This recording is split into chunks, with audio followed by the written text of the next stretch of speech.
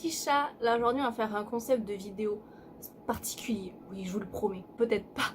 Donc vous allez apprendre 24 choses sur moi. Au début je voulais faire 20 choses mais j'ai écrit plus de 20 choses donc je me suis dit que ça peut être pas mal aussi 24. Donc première chose, je ne suis ni grande ni petite, je suis dans une moyenne, je fais 1m61. Peut-être 1m59. Je suis entre 1m59 et 1m61. Bref, ça dépend de où je me... Enfin, avec quoi je me mesure ou qui me mesure. Chez le médecin, ça fait 59, chez moi, ça faisait 1m61. Bref, je fais entre les deux tailles. Pour certains, ça peut être petit. Et pour certains, ça peut être une taille normale, on va dire. Même si la taille moyenne d'une Française est d'1m65, si je ne dis pas de bêtises. Ensuite, numéro 2. J'aime beaucoup les animaux. Il faut savoir que là où je vis actuellement, je ne peux pas en avoir parce que mon appartement est trop petit.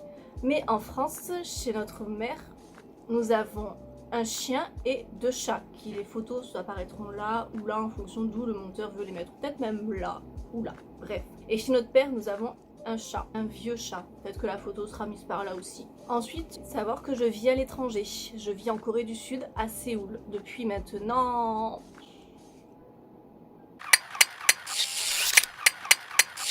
plus de 7 mois. Ça va bientôt faire 8 mois que je suis ici. Ça se passe bien. Ensuite, je suis diplômée d'ASSP. Donc pour ceux qui ne savent pas ce que c'est de l'accompagnement en soins et services à la personne. Donc c'est un bac professionnel.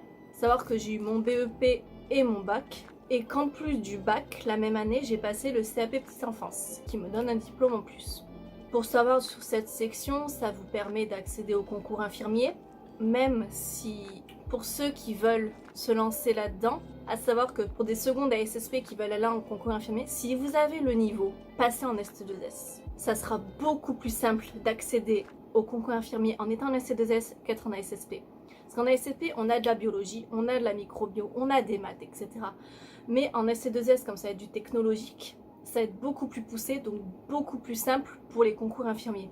Sachant qu'en ASSP, ça va être surtout pour de l'auxiliaire de vie, de l'aide-soignant, de l'éducateur spécialisé, etc.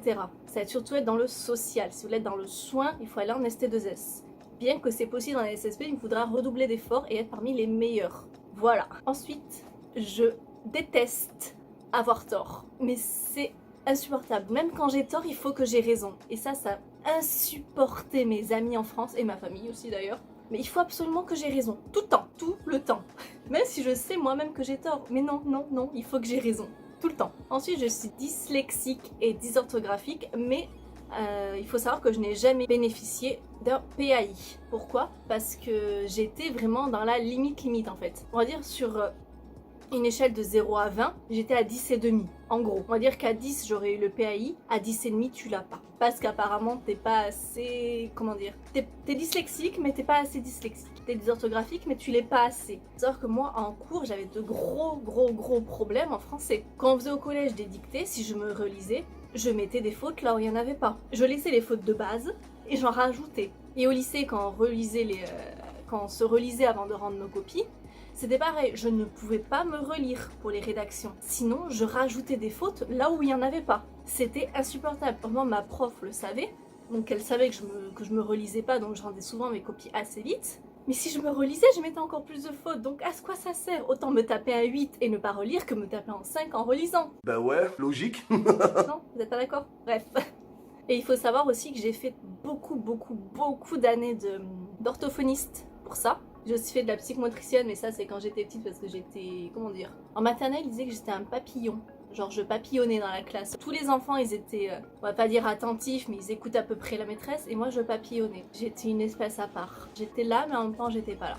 Donc j'ai fait ça pour avoir à me canaliser, bref. Ensuite j'ai un sale caractère. Mais dis-moi pas que c'est pas vrai! D'après mon père j'ai le même caractère que ma mère. Donc ma mère a un sale caractère aussi, désolée maman. Mais en gros, il faut savoir que j'aime pas la critique. Comme je vous l'ai dit, je veux toujours avoir raison. Et je déteste la critique. Genre si on me donne une critique, que ça soit constructif ou négatif, je vais absolument tout le temps mal le prendre. Même si ça peut m'aider, je vais mal le prendre. Ça, c'est un problème dans mon travail. Parce que c'est un gros problème. C'est un problème. Ensuite, je me vexe très facilement. Genre la moindre chose peut me vexer. Mais je ne suis absolument pas rancunière. Par exemple, imaginons je dois rencontrer des amis. Peut-être je dois aller rencontrer une amie à 14h et qu'à 13h30 on m'envoie un message et que je suis dans le bus et qu'elle me fait en fait je peux pas venir, on se voit plus tard. moi ça va me vexer. Enfin, je sais que ça va en vexer plein, mais moi ça va tellement me vexer que je vais pas la recontacter pendant quelques jours. Mais après, je suis pas rancunière. Genre, si elle me recontacte, je recontacte, enfin, bref. Et il faut savoir aussi que quand il y a un truc qui va pas, enfin, par exemple, quand on va me chercher des embrouilles, on va dire, si c'est... Putain, je retrouve pas le mot français. Bref, vous avez compris. Ensuite, apparemment, d'après certaines personnes, je parais froide. Genre, j'ai une straight face. Donc, ce qui fait que je transmets pas d'émotion, en fait. Quand on me voit, genre, par exemple, dans la rue ou autre, j'ai une straight face, donc je transmets aucune émotion. Donc, généralement, genre, les gens qui me rencontrent pour la première fois, ils pensent que je suis froide. Pas mal polie, mais genre que je suis froide, en fait. Que je vais pas être très très aimable. Alors qu'en fait, non, c'est pas vrai. Je suis un bonbon, regardez, je suis toute rose, je suis un bonbon. Genre, en fait, j'ai une straight face, je le sais, mais je m'ouvre très facilement aux gens. Je suis très sociable comme personne, et ça, les gens, ils veulent pas le comprendre en voyant ma tête. Genre, oui, je tire la gueule, mais je suis sociable. Ça peut aller ensemble, oui. Ensuite, j'arrive pas à dormir sans mon doudou de naissance. Alors oui, ça fait très gamin dit comme ça. C'est très pas immature. Je sais qu'il y en a plein aussi, il y en a encore plein qui dorment avec leur doudou. Mais si moi je dors pas avec, je ne peux juste pas dormir. En fait, je vais me réveiller plusieurs fois dans la nuit, je vais faire des cauchemars. Enfin, c'est horrible. Même. Enfin, d'ailleurs, voici l'objet du délit. Ça ressemble plus à rien. Bref, mais il faut savoir, oui, que je ne peux pas dormir sans. C'est psychologique. Je ne peux pas. Ensuite, je peux être très mature pour certaines choses. Par exemple, quand je suis au travail, je suis obligée d'être mature, je ne peux pas montrer mon côté gamine. Pas forcément rien que dans ça, par exemple, genre quand on va parler de sujets sérieux, je peux me montrer très mature, enfin... J'ai 21 ans, donc à un moment, il faut arrêter d'être gamine. Mais je peux aussi être très gamine. Genre quand je vais être avec des personnes qui vont être assez gamines, bah je vais me mélanger à eux, pour pas parler de tâches, on va dire. On pourrait aller sur un autre point, j'ai un copain. Donc, et en fait, genre quand, je sais pas, ouais, quand je veux l'embêter, genre généralement je me comporte comme une gamine en fait. Mais lui aussi, il est très mature et il est très gamin à la fois, donc c'est parfait. Il s'en fout, genre je suis gamine, il est gamin, ça va ensemble. Ensuite, à savoir que je ne tiens pas l'alcool. J'aime ça, enfin j'aime ça. Non, oui, enfin, oui et non, non. Genre, je bois pas tout le temps, non, j'aime bien genre les alcools fruités, genre la sangria, la bière, la bécasse. Ma bière, c'est la meilleure, genre, je vous mets une photo là, enfin mon monteur vous met une photo ici, la meilleure bière au monde, la bécasse. Mais non, faut savoir que je ne tiens pas l'alcool. Deux bières et il y a plus de kate. Enfin, peut-être 2 bières, j'exagère, mais genre je tiens vraiment pas l'alcool, genre la tequila, la vodka, tout ça, je peux pas. Déjà, je trouve pas ça bon. Je trouve ça franchement dégueulasse. Je suis désolée pour les gens qui aiment, mais moi, de mon point de vue, je trouve ça dégueulasse. Mais encore, c'est un point de vue personnel. C'est pas grave. Genre, certains peuvent aimer, je comprends. Mon copain aime bien l'alcool, genre il boit beaucoup de soju. Moi, personnellement, je trouve le goût absolument horrible. J'aime bien ce aux fruits, mais encore, faut pas abuser. Genre, je le tiens pas non plus. Donc bon, voilà. Je suis tout le temps malade. J'ai une défense immunitaire de merde. Dès que j'ai un truc, je suis sûre que je vais en choper encore 2 ou 3 derrière. C'est horrible. Genre, ouais, décembre, janvier, j'ai chopé la grippe une fois, mais j'ai eu plus de 2 ou 3 états grippaux. Plus la gastro, plus des rhumes, une angine, enfin... Pour moi, l'hiver, mais c'est mort, vaut mieux pas que je sorte de chez moi, je suis malade tout le temps. À quoi ça sert de sortir? Ensuite, vous devez peut-être le savoir ou le voir, ou peut-être le savoir si vous me suivez sur Insta, mais je suis assez bonne en maquillage. Peut-être le voir aussi, après il y en a certains qui s'appelaient, d'autres qui s'appelaient pas, je suis d'accord. Mais il faut savoir que je suis assez bonne en maquillage, mais je suis très mauvaise en coiffure. Je ne sais pas me coiffer. Et surtout que je sais faire sur mes cheveux, c'est que je fais mes colos et mes décos moi-même. Mais je ne sais pas me coiffer. Genre je me lisse les cheveux et je me les ondule, et c'est tout. Genre c'est le strict maximum que je sais faire. Je sais rien faire avec mes cheveux. Oui bon, les queues de cheval, les tresses, etc. oui. Mais genre les tresses plaquées, ça je sais pas. Les chignons, j'arrive pas à les faire. Enfin ça, je suis une catastrophe sur mes cheveux. Sur les autres, j'y arrive. Mais sur mes cheveux, c'est une catastrophe. Ensuite, savoir qu'en Corée, je travaille dans un resto indien. Oui, la logique, merci. Faut savoir que je travaille dans un resto indien, je suis serveuse. Et ça va faire depuis octobre que j'y travaille. Ça se passe bien avec les collègues, mais le manager est un gougnafier. Gougnafier, individu sans valeur qui ne sait rien faire de bien. Franchement, il a un balai dans le c'est horrible. Genre, à quel moment une serveuse ne peut pas parler à des clients? Je vous le demande. Alors nous, en soi, au resto, on n'a pas le droit de parler aux clients, de parler entre nous, de conseiller les clients sur ce qu'ils voudraient, alors qu'ils nous le demandent, alors ça on n'a pas le droit. Faudra m'expliquer à un moment où est-ce qu'il est le job de serveuse là-dedans. En gros, t'as vu, tu prends ta commande et tu repars et tu la donnes. On va arrêter d'extrapoler là-dessus, j'en ferai peut-être une vidéo, mais c'est... ouais, c'est chelou. Alors quand j'étais enfant, jusqu'à environ, peut-être, je suis rentrée à quel âge en maternelle? 5 ans? 5 ans et demi? Donc jusqu'à environ 5 ans, je parlais basque. Parce que ça, que je suis née en région parisienne et ma famille a déménagé au Pays Basque quand j'avais 2 ans et demi. J'avais 2 ans et demi quand je suis allée au Pays Basque. Et savoir que j'étais en Ikastola, si je dis pas de bêtises. Et l'Ikastola, en fait, c'est l'école basque par excellence. Tout est en basque. Les maîtresses vous parlent en basque, la directrice vous parle en basque, tout est en basque. Genre tout. Et j'étais en maternelle, tu parlais en basque tout le temps. Je crois que les seuls moments où on parlait français, c'était quand on parlait entre nous en fait. Et encore des fois, on se parlait en basque entre nous. Mais il faut savoir que jusqu'à 5 ans, j'ai parlé basque couramment. Qu'à la maternelle, on parlait basque. Et alors qu'aujourd'hui, je dois parler juste 3-4 mots maintenant de basque. Mais je pense que je peux toujours le comprendre, vu que je l'ai parlé étant petite. Mais c'est à voir. Je suis pas forcément très sûre. Mais il faut savoir qu'aussi, quand j'étais en maternelle, donc dans cette ikasto-là, je me suis cassé le coude sous l'œil de la tsem. Oui, elle faisait un bon boulot celle-là.